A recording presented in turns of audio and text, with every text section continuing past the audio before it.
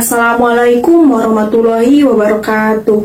Hai semuanya, perkenalkan nama saya Rini Hartini, mahasiswa dari Stikes Widya Dharma Husada Tangerang. Saya di sini ingin melakukan penyuluhan kesehatan tentang tanda bahaya persalinan pada ibu hamil.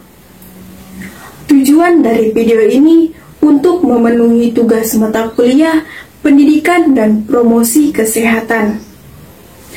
Apa sih persalinan itu? Persalinan adalah proses membuka dan menipisnya serviks dan janin turun ke dalam jalan lahir. Ada yang tahu nggak sih apa persalinan normal?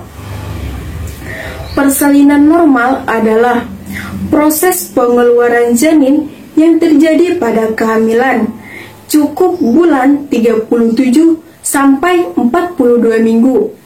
Lahir spontan dengan presentasi belakang kepala, tanpa komplikasi baik ibu maupun janin.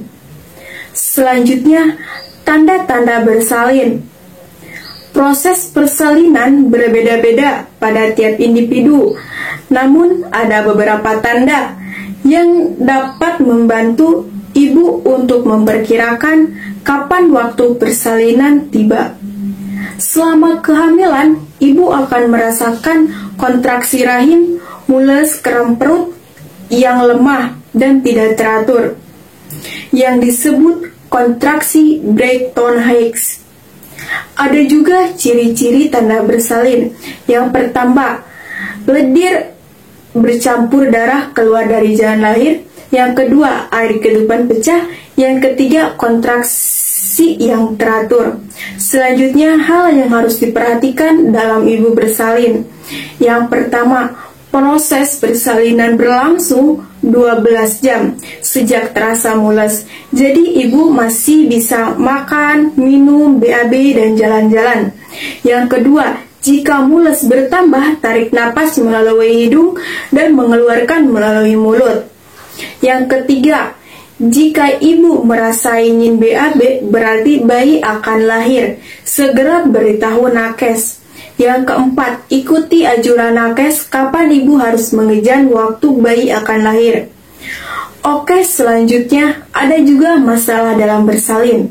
Yang pertama, bayi tidak lahir dalam 12 jam sejak terasa mules. Yang kedua, keluar darah dari jalan lahir sebelum melahirkan. Yang ketiga, tali pusat atau tangan kaki bayi terlihat pada jalan lahir. Yang keempat, tidak kuat mengejan. Yang kelima, mengalami kejang-kejang.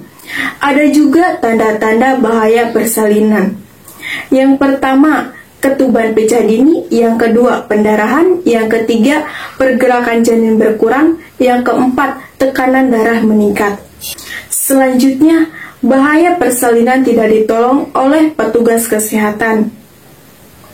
Yang pertama, alat-alat bersalin tidak memadai. Yang kedua, persalinan tidak ditangani secara cepat.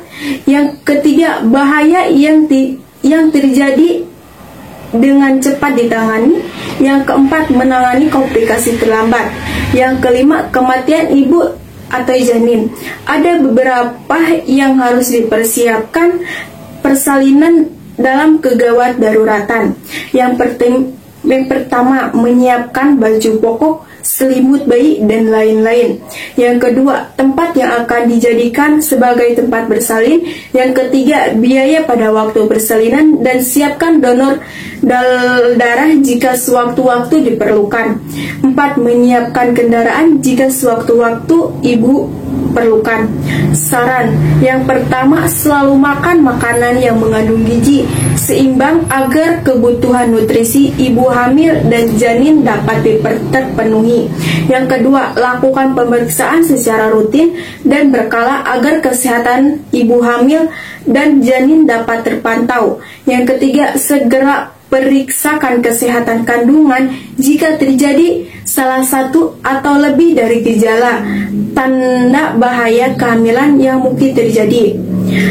Dapat saya simpulkan dalam materi tanda bahaya persalinan pada ibu hamil, bidan harus dapat mendeteksi sedini mungkin terhadap tanda-tanda bahaya pada ibu hamil yang mungkin akan terjadi, karena setiap wanita hamil tersebut beresiko mengalami komplikasi yang sudah barang tentu juga memerlukan kerjasama dari para ibu-ibu dan keluarga, yang dimana jika tanda-tanda bahaya. Demikian beberapa hal yang bisa saya sampaikan pada kesempatan hari ini.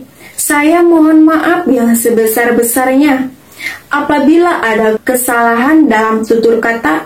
Dengan ini penyuluhan hari ini saya tutup dan terima kasih atas kehadirannya. Wassalamualaikum warahmatullahi wabarakatuh.